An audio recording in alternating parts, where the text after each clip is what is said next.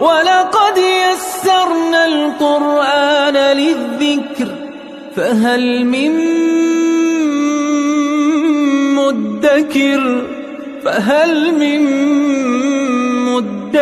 بسم الله الرحمن الرحيم. الحمد لله رب العالمين، وصلى الله على سيدنا ونبينا أبي القاسم المصطفى محمد وعلى آله الطيبين الطاهرين المعصومين، أما بعد. أعوذ بالله من الشيطان الرجيم. بسم الله الرحمن الرحيم. وإن كان ذو عسرة فنظرة إلى ميسرة وأن تصدقوا خير لكم إن كنتم تعلمون، صدق اللہ العلی العظیم۔ گزشتہ آیات میں پروردگار عالم نے سودی نظام، اس کے جو نقصانات ہیں اس کی طرف اشارہ کیا، اور اس کے مد مقابل جو انفاق کا نظام ہے اس کی طرف انسانوں کو، مسلمانوں کو اور مومنین کو متوجہ کیا،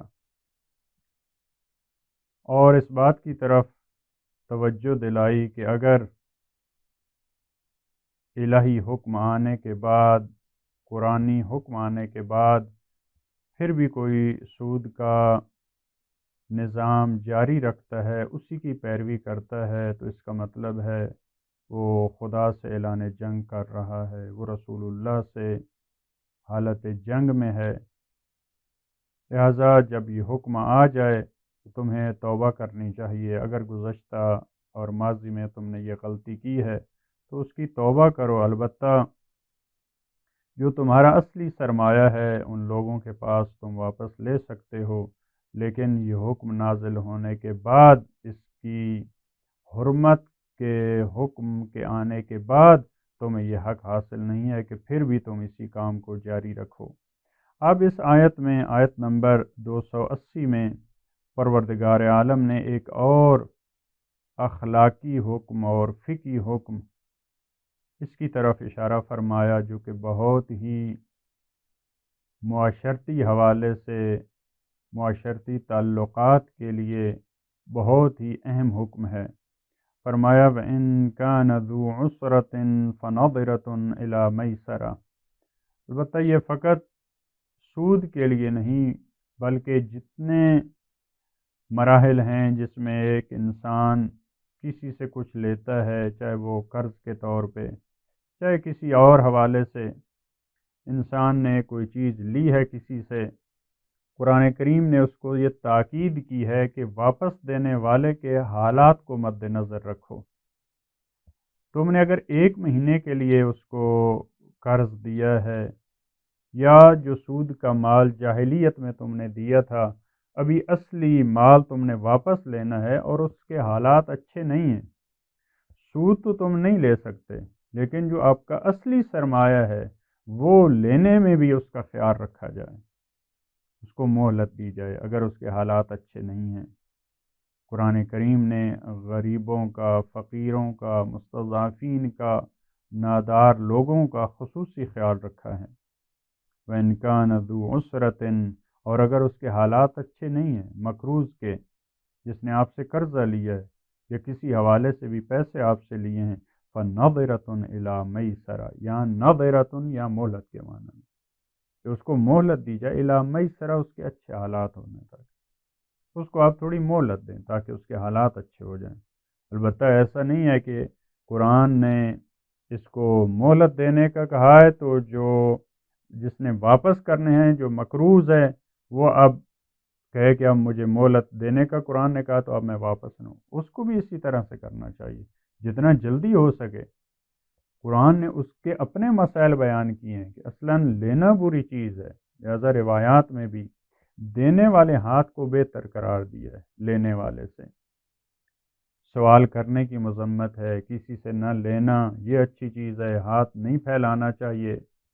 اگر آپ مجبوری میں لیں تو آپ کو پھر ٹال مٹول سے کام نہیں لینا چاہیے، جتنا جلدی ہو سکے آپ کو دینا چاہیے، اس کا بھی یہی حق ہے، لیکن ان کو مہلت دینی چاہیے۔ وَأَن تَصَدَّقُوا خَيْرٌ لَكُمْ، اور آپ اگر صدقہ کر دیں، آپ اگر بخش دیں، معاف کر دیں تو یہ تمہارے لیے بہتر ہے، کیونکہ یہ قرضہ کون لیتا ہے؟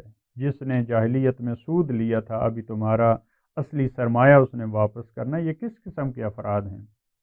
یہ مالدار تو نہیں ہیں، یہ کمزور افراد ہیں، یہ نادار افراد ہیں۔ لہذا قرآن نے، البتہ یہ واجبی حکم نہیں ہے، لہذا فرمایا وَأَن تَصَدَّقُوا خَيْرٌ لَكُمْ إِن كُنتُمْ تَعْلَمُونَ، اگر تم جانو تو، اگر تمہیں علم ہو تو، اگر تم معاف کر دو تو یہ تمہارے لیے بہت بہتر ہے، تمہیں بھی پروردگار کی طرف سے اجر ملے گا۔ اس کے حالات اچھے نہیں ہیں، وہ بھی تمہیں دعا دے گا، اس کے بچے تمہیں دعا دیں گے، لہذا یہ تمہارے لیے بہتر ہے۔ کیونکہ یہاں دیکھیں، یہ کیونکہ ربا تھا جو پہلے آپ نے، جو اگر ہم قرض سے ہٹ کے اس کو دیکھیں، اگر اس آیت کے سیاق و سباق میں دیکھیں تو یہ اس ربا کی بات ہو رہی ہے کہ جو یہ زمانہ جاہلیت میں تجارت کے طور پہ اپنے خیال کے مطابق کر رہے تھے۔ تو اگر تم جانو تو یہ جو ربا تھا اور حرام کام تھا، اگر تم معاف کر دیتے ہو تو وہی ربا اب صدقے میں تبدیل ہو جائے گا۔ یہ پروردگار عالم کا احسان ہے، لہذا تم اگر معاف کر دو تو یہ بہت ہی اچھا ہے۔ اس کے بعد والی آیت میں وَاتَّقُوا يَوْمًا تُرْجَعُونَ فِيهِ إِلَى اللَّهِ ایک اور انداز سے انسانوں کو قیامت کی طرف متوجہ کیا ہے، اور یہ آیت نمبر 281 بعض مفسرین کے مطابق یہ آخری آیت ہے جو ختمی مرتبت پہ نازل ہوئی۔ البتہ بعض نے کہا کہ جو احکام کی دنیا میں آیات نازل ہوئیں، مختلف آیات کا مفسرین نے کہا کہ یہ آیت آخری آیت ہے، یہ آیت آخری ہے۔ بعض مفسرین نے کہا ہے کہ یہ آیت نمبر 281 یہ آخری آیت ہے جو ختمی مرتبت پہ نازل ہوئی ہے۔ اس آیت میں فرمایا وَاتَّقُوا يَوْمًا تُرْجَعُونَ فِيهِ إِلَى اللَّهِ، اس دن سے ڈرو۔ وَاتَّقُوا يَوْمًا، یومن بھی نکرہ استعمال کیا ہے، وہ عظمت والا دن، وہ عظیم دن جس میں تمہیں ضرورت ہے، جس میں تمہیں ذرہ ذرہ کام آئے گا، اس دن سے ڈرو۔ لہذا محرمات سے بچو، سود کھانے سے بچو، صدقات کے نظام کو جاری رکھو۔ ترجعون فیہ الی اللہ، تمہیں پلٹایا جائے گا جس دن اللہ کی طرف، یعنی جب خدا کے سامنے تم جاؤ گے تو یہی چیزیں تمہارے کام آئیں گی۔ ثم توفی کل نفس ما کسبت، ثم توفی، پھر پورے کا پورا دیا جائے گا، کل نفس، ہر ایک نفس کو، ما کسبت، جو اس نے عمل انجام دیا۔ پھر جو تم نے اگر معاف کیا ہے، تم نے اگر مہلت دی ہے، ایک دن کی مہلت دی ہے، ایک گھنٹے کی مہلت دی ہے، ذرہ ذرہ جو تم نے بھلائی کا کام خدا کے لیے اس نادار اور فقیر کے حالات کو مد نظر رکھتے ہوئے تم نے انجام دیا، اس ذرے ذرے کا تمہیں ثواب ملے گا اور اجر ملے گا۔ اور پہلے بھی ہم نے عرض کیا، یہ قیامت کا تصور ہے جو انسان کو نیکیوں کی طرف راغب کرتا ہے، جو انسان کو برائی سے بچاتا ہے۔ لہذا یہاں ربا کی بحث، اس کی یہ ربا کے بارے میں جو آیات تھیں، اس کی ایک جم بندی کے طور پہ، خلاصے کے طور پہ، پھر ہمیں قیامت کی طرف انفاق اور ربا کی آیات کے بعد ہمیں اس جو قیامت کا مسئلہ ہے اس کی طرف متوجہ کیا ہے۔ ثم توفی کل نفس ما کسبت وہم لا یظلمون، اور ان پہ ظلم نہیں کیا جائے گا۔ اگر مجھے جزا کم ملتی ہے، اگر مجھے اجر کم ملتا ہے، ثواب کم ملتا ہے، تو اس کا مطلب کیا ہے؟ مجھ پہ ظلم ہوا ہے۔ اور اس آیت میں بھی بہت خوبصورت فرمایا کہ ہر نفس کو پورا دیا جائے گا ما کسبت، جو اس نے کیا ہے، جو اس نے کمایا ہے، جو اس نے انجام دیا ہے، اس کو پورا اجر ملے گا۔ آرزوؤں کا اجر اس کو نہیں ملے گا، خیالات کا اس کو اجر نہیں ملے گا۔ مثلا میں نے کوئی کام نہیں کیا، بس میری خالی آرزوئیں تھیں، خالی امیدیں تھیں، جس کے ساتھ عمل نہیں تھا، اس پہ انسان کو اجر نہیں ملنے والا۔ ما کسبت، جو انسان نے کسب کیا ہے، جو کمایا ہے، جس کے لیے محنت کی ہے، جس کے لیے تکلیف اٹھائی ہے، جس کے لیے مشقت اور مصیبتیں اٹھائی ہیں، اس پہ انسان کو اجر ملے گا اور پورے کا پورا اجر ملے گا۔ یہ مختلف آیات میں اس کی توفع کی تعبیر ہے،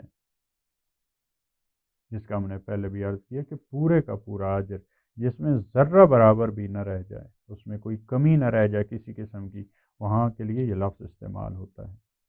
لہٰذا ایک مرتبہ پھر ہم پروردگار عالم سے دعا مانگتے ہیں کہ خدا ہمیں قیامت کو سامنے رکھتے ہوئے، خدا کو سامنے رکھتے ہوئے، آخرت کے اجر و ثواب اور دنیا کی پاداش کو سامنے رکھتے ہوئے سودی نظام سے بچنے کی توفیق عطا فرمائے، اور جو الہی نظام ہے انفاق کا، معیشت اور اقتصاد کا، جو کہ انفاق اور صدقات کا نظام ہے، جو کہ خمس و زکوٰۃ کا نظام ہے، اس پہ چلنے اور اس کی ترویج اور تبلیغ کرنے کی توفیق عطا فرمائے۔